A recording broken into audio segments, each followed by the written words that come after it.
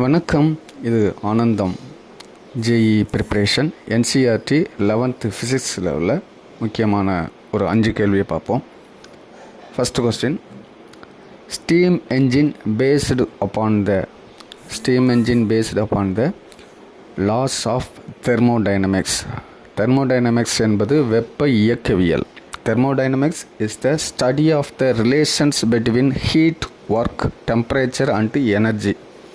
The laws of thermodynamics describe how the energy in a system changes and whether the system can perform useful work on its surroundings. Second question பார்த்தோம்னா, the range of gravitational forces.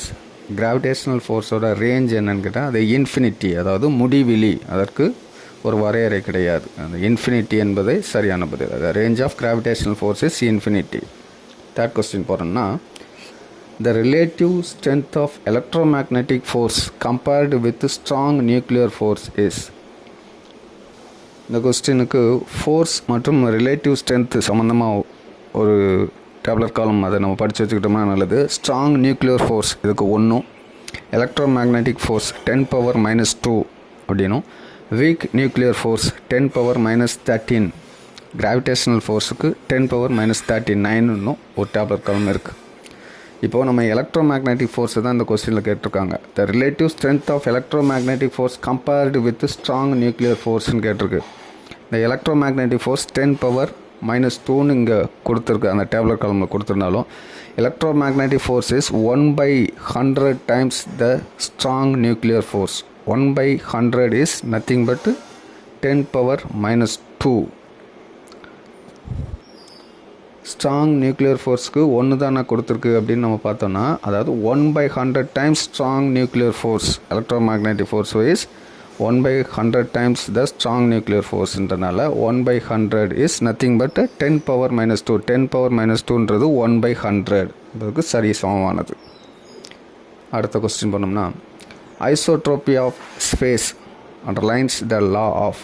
Isotropy of space வந்து எந்த விதியின் கீழ் வருகிறது என்று கேட்கப்பட்டுள்ளது. இதற்கு conservation of angular momentum என்பது சரியான பதில்.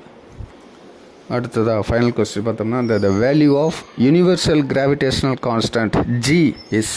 ஜியோட வேல்யூ என்னன்னு கேட்டிருக்கு. இதை நம்ம படித்து வச்சுருந்துருக்கணும்.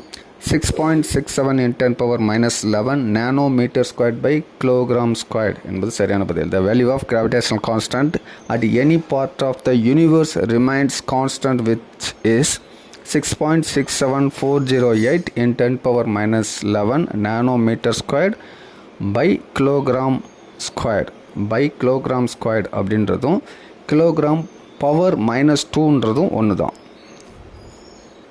மீண்டும் ஒரு என்சிஆர்டி தகவலோடு சந்திப்போம். வணக்கம். இது ஆனந்தம்.